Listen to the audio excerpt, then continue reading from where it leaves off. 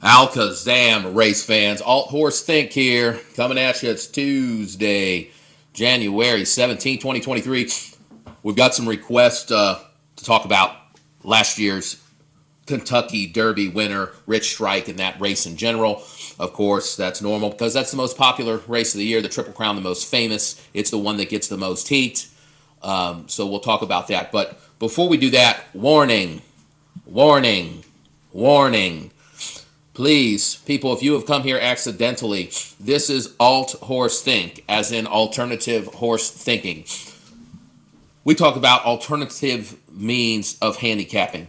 Track results, apply those results for knowledge of future handicapping through the lens of the esoteric arts, occult communication, gematria, astrology, sacred mathematics, rhetoric, ancient mythology, anything we can glean information from. So please, don't be offended. You may hear things here that you don't want to hear. So if you like mainstream handicapping, God bless you and good luck on your bets. Please don't subject yourself to things that you might not want to hear that aggravate your normalcy bias. As you see on the screen, go to Trust the Prophets or racingdudes.com on YouTube. They're the best of the not affiliated to the tracks, independent groups. I watch them both. I find them enjoyable. I don't bet with them, but I think they're great for practical knowledge. The Trust the Prophets is great. They've got about 8,000 subs, and Racing Dudes has a few more to them, but they're both around 8,000. That Mike and Mike show, Racing Dudes, very entertaining. So if you want mainstream knowledge, and you can even join the Trust for Profits premium membership. If you want to listen to guys tell you about workout times and time trials, and we had a guy over on location at the track during the press show in the morning and saw the horse, and saw it take a nice dark stool, and it was just a sign of a healthy, well-maintained horse, and the other guy goes, no, it's the other horse, had a nice shiny coat, and it's obviously well cared for by that fantastic trainer. And oh boy, that jockey, he sure is good. The money's too short on the first horse, on the favorite horse, so I suggest you take the third fave and maybe play the first favorite underneath in a exacta or a trifecta. If you want to hear that kind of stuff, please go to those sites. They're doing it every day. They have little games and fantasy leagues where you can join up and do their little pools, and they'll give you horizontal exotics like pick sixes and pick fours and pick fives. And if you want that information, please go enjoy those shows. If you're a little more open-minded and you don't mind hearing some alternative views on ways we can track horse racing outcomes and engage in predictive handicapping, please stay and join us.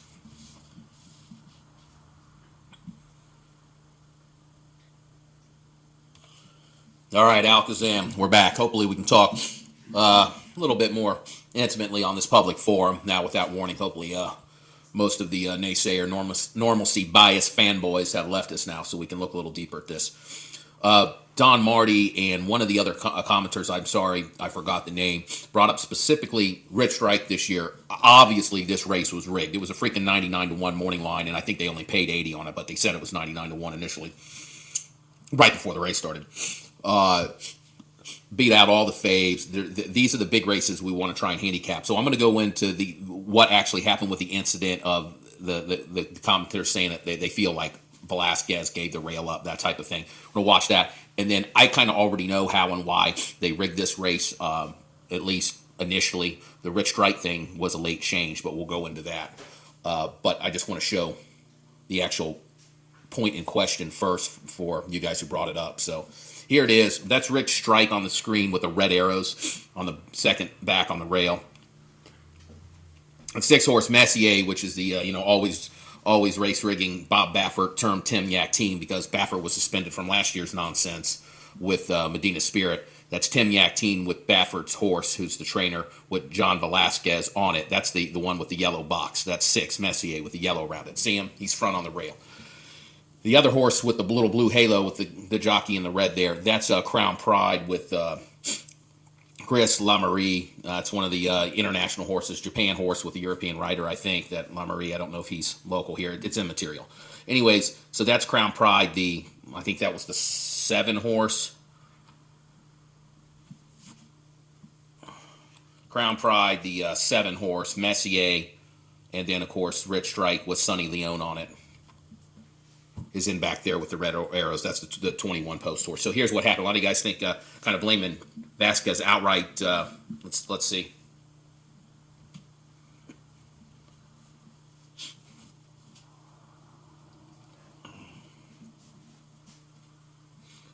Let's do that again without the telestrator on. Sorry about that, guys. We all know who the horses are, though, now at least.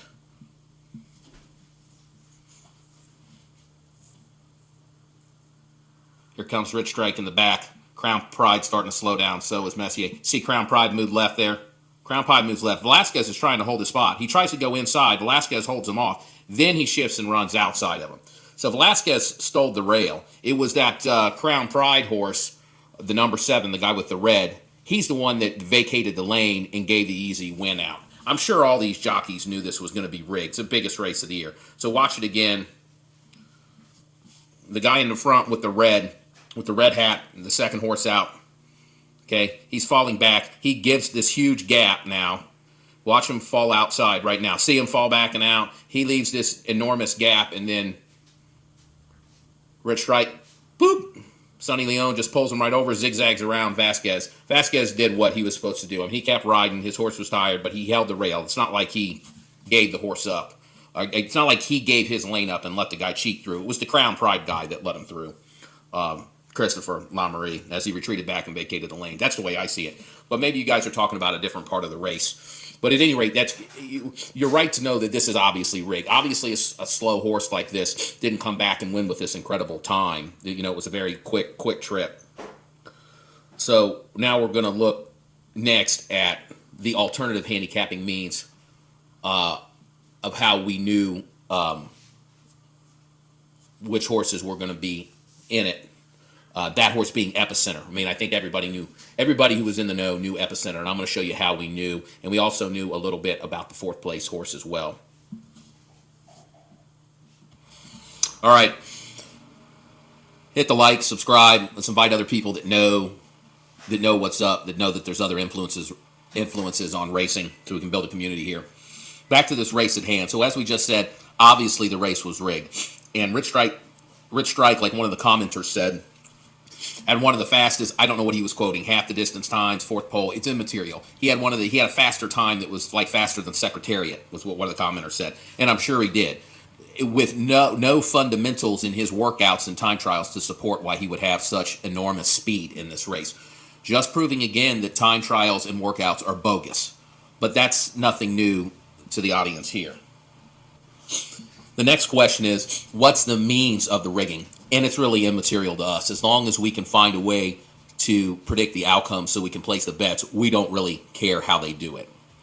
So in this race, obviously, they either smoked all the time trials, and that horse was way faster than it was tested at and also performed at in the previous races through the campaign. Or, you can't really say that all the other horses ran slow because it was a fast time. I mean, obviously, clearly, other horses gave way, as we just saw. Crown Pride gives way at the end to give him the open lane. He could have just slowed down and kept that second spot from the rail and had Rich Strike pinned in behind Messier, but he did not. So we know there's rigging there. So the means, I guess, are unimportant. Let's look at what we do know now. I didn't expect to get this deep into this, and I think there's probably only a couple people listening that came over from the Gematria community and some of the other rigged stick and ball games communities. If you did and you know about esoteric handicapping of any form, whether it's Gematria, astrology, rhetoric, any other clues that you use, comment in the chat. Comment if you came over from the Gematria guys. I think there's only a few of you, and I think the rest of the people are just wise people from the horse racing scene that know that it's rigged. So I'm going to probably tell most of you stuff you've never seen before, and how I knew Epicenter was going to be in the winner's circle, how half the country knew it. So let's start with the basic facts. Here's the payouts. We know Rich Strike won. Epicenter got the place. Zandon got the show. And Simplification, which I believe had Jose Ortiz on it, got the 4th. So right off the bat, simple play design, big national race. They want to entice the fans to spend money and lose money. That's how the house makes money.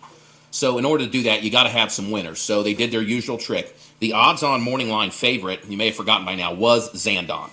Okay, so as you can see, Zandon on the morning line was 3-1. Now obviously it moved.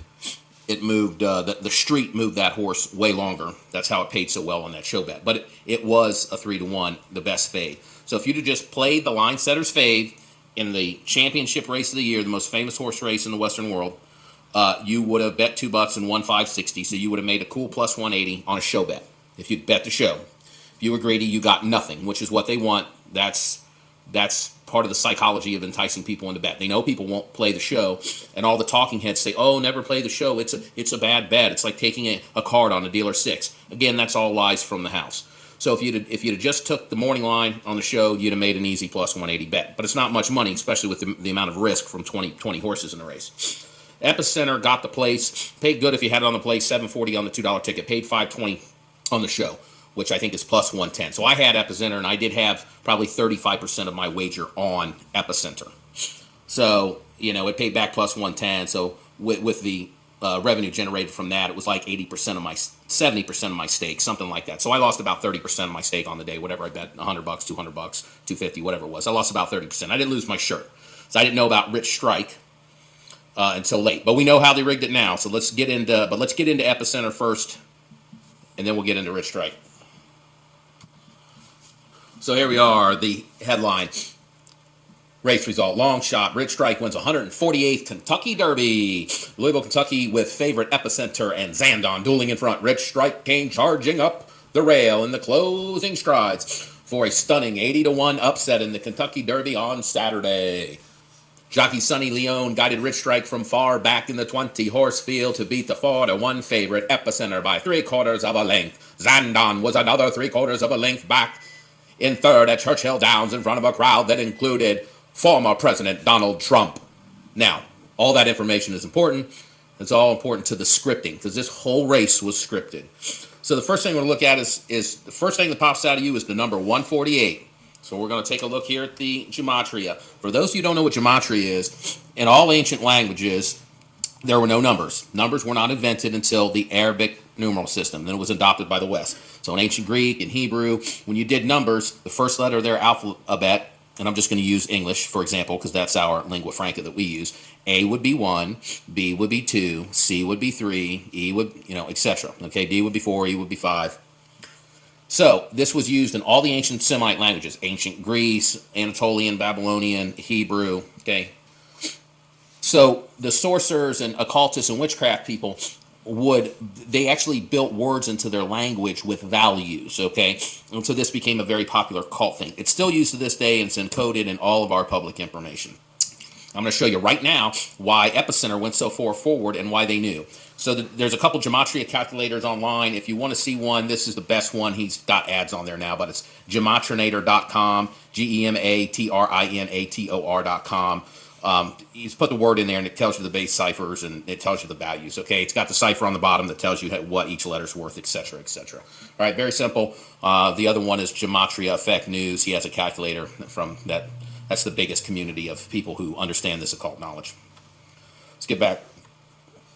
So it's Kentucky Derby 148. Here we go. Epicenter, right down here in Pythagorean reduction. Epicenter, rather in reverse. Epicenter equals 148, as you can see. Third line down there, right?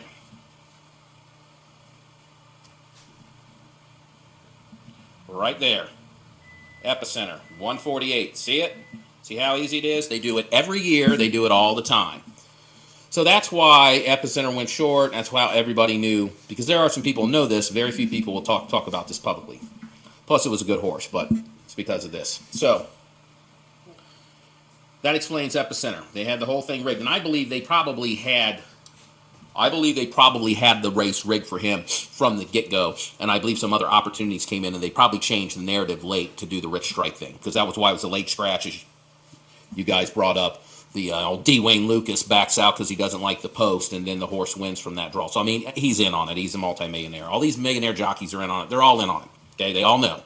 They know the same way because they have occultists in their circles. They can put epicenter in the calculator and see that it's 148. So they know who they're going to rig it for.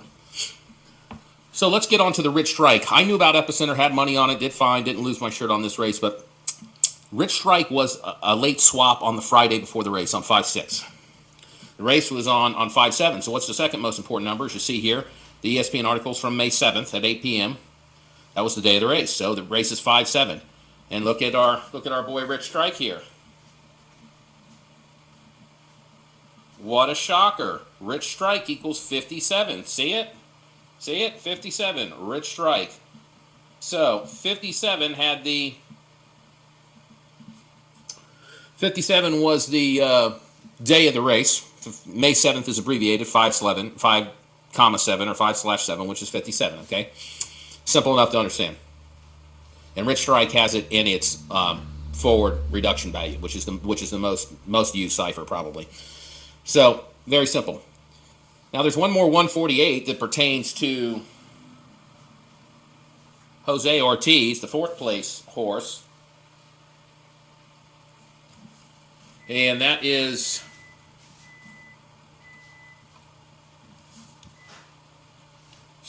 right here. Look at this. Jockey Jose Ortiz. Look at what his birthday is. October 2nd, 1993. You don't say. So let's use the date calendar. This is also from the Gematria website I just showed you. If you put in the month, the day, 5/7/2022, May 7th, the day of the Derby, until his birthday, October the 2nd, ain't that some shit? It equals 148 days between Jose Ortiz's birthday and the day of the race. So there's why Jose Ortiz got in the winner's circle, what was probably supposed to be originally the show position before they pulled the gag with Rich Strike. But so that's why he was in fourth. So you've got the 148 twice in Epicenter's value of his name, and you have the 148 days from the jockey's birthday on Simplification, which was the 13 horse for Jockey Ortiz. This is the stuff that's most imperative that we have to look for. It's so simple. I know people are hearing this for the first time and saying, this is ridiculous.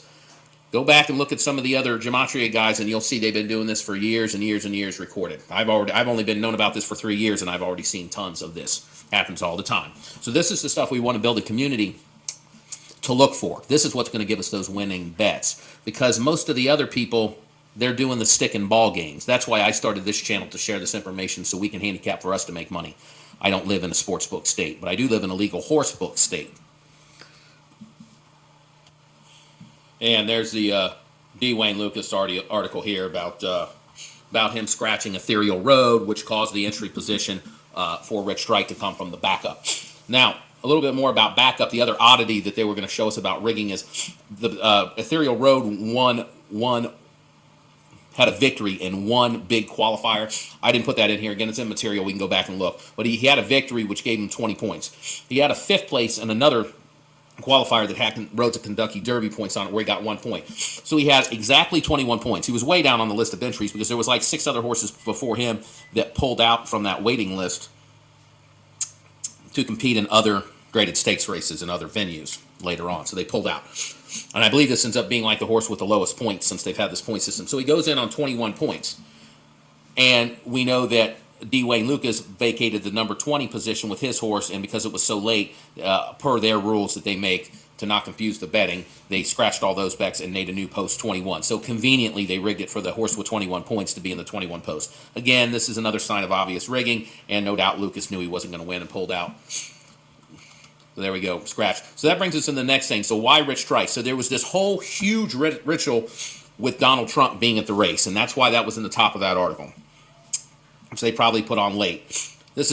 I don't know if this is a real ad flyer from that event or fake, but it was a fundraising event. So MAGA again, Pam Bondi chairman, invites everybody to the Kentucky Derby with Donald Trump for the low price of $7,000. You can, per person, $150,000 per couple, you can get a photo op with Donald Trump at the race run for the Roses here. So, and there was a lot of media press coverage about this at the time. Another way, because all these riggings are tied into pop culture, media, news, the sporting events are all tied together. There was a ton of coverage of this because this is when he and the wife were allegedly separated, and there was speculation that that the first lady was mad at Trump, and so here he is with the goofy Kimberly Guilfoyle. Here they're all pictured, and there was all this speculation that there was an affair, which is all just heat and nonsense to drive popularity. So there was a ton of hoopla. There he is in the grandstand, right? Yada yada yada. So it's all about MAGA. So here's the Rich Strike goofballs. See how they're all dressed up just like Donald Trump? The Rich Strike ball caps look just like the MAGA caps. They've got the red and blue, the tie and the blue blazer, and the other guy's wearing the red, just like Donald Trump wears. He's doing the blue tie. Donald Trump always has either the blue tie or the red tie on.